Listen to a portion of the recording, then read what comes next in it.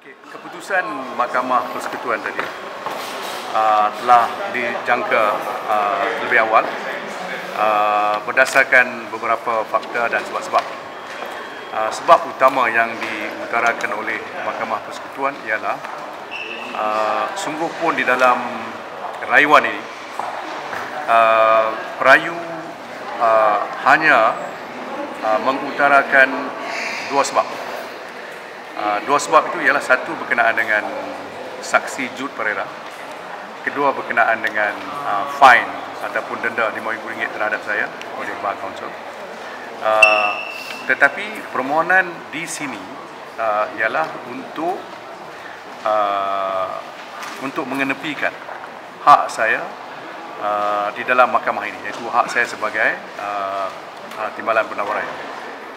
Bukan seperti di dalam permohonan yang dibuat di dalam di mahkamah rayuan dan juga di dalam permohonan mereka, iaitu supaya Mahkamah Persekutuan mengenepikan ataupun membuat pengisytiharan bahawa lantikan saya sebagai Timbalan Penawaraya oleh Peguam Negara adalah terbatal. So dia adalah tidak selarinya permohonan perayu dan hujahan perayu di dalam kod hari ini dan juga di Mahkamah Rayuan berlainan sekali. Jadi mahkamah telah mengatakan berdasarkan itu saja dia harus menolak. Tetapi oleh sebab kes ini adalah kes yang agak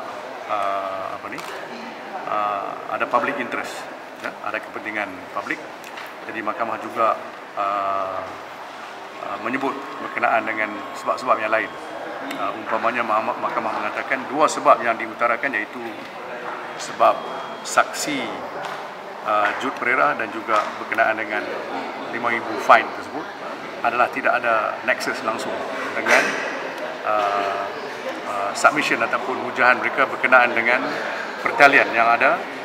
Begitu juga dengan konsep sama ada rayuan ini akan terjejas dari segi integriti proses.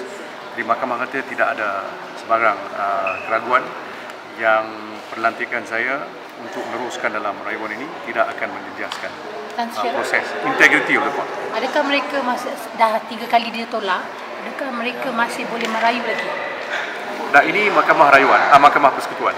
Okay. Jadi bagi permohonan ini ia berakhir di sini. Jadi kita ada rayuan substantif pada 28 dan 29. Itu yang rayuan tu lain, yang keputusan kes liwat kan, yang 28 tu? Yes. Yang ini hanya berkenaan dengan itu, disqualification saja. ya. Itu ya. Ia berakhir di sini hari ini sebab ini adalah Mahkamah Persekutuan. So memang dah kira noktah dia lah. Muktamad ya, muktamad ya. Okey. Thank you. Terima kasih.